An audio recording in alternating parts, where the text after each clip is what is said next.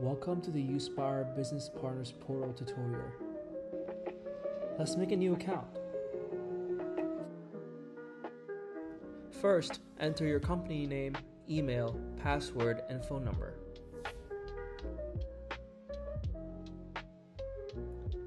Here, you are prompted to enter a unique ID for your company. You will not be able to change that afterwards.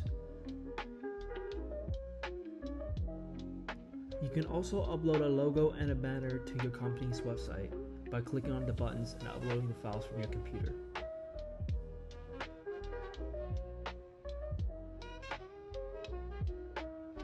When you're done, you can also enter a description which will show up on the application. Here, you are presented with two different pricing plans. You can choose one of them, but you can always change it later in the account billing page. Let's press Publish App. And your app is now successfully created. The only thing left in the registration process is that you need to verify it with an OTP, which will be sent to your phone number. And now you've entered the portal. In the main page, you can see the number of active students as well as a student management section with a sheet of all the data of each student. Now let's go to the account management page. Here you see all of the details that you've entered at sign up. Now let's go to the wallet. Here is where your transactions are recorded. Let's press on Add Wallet. This will add the credits for your account into your wallet, and we can choose from fixed amounts or we can enter the amount ourselves. Let's do 3,000. Let's press confirm, and the amount will be added to your wallet. Here you can also see the history of the transaction. Now let's go to add a student to the portal. The students have to sign up by themselves, so let's go through the process. For example, my name is Bob Ross. I want to make a student account, so I'll enter the first name, last name, phone number, email, password, and I'll also have to do OTP verification with my phone number. Now I can log into the account. However, my account is not active.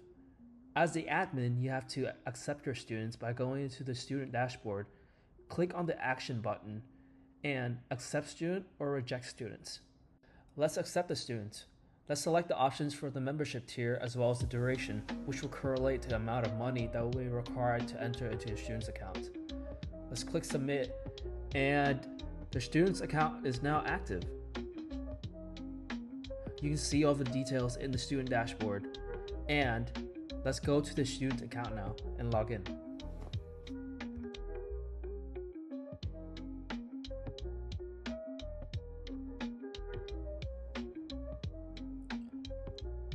As I log into the account, I can see the student's dashboard with all the options for my practice, and I can start doing the practice exercises.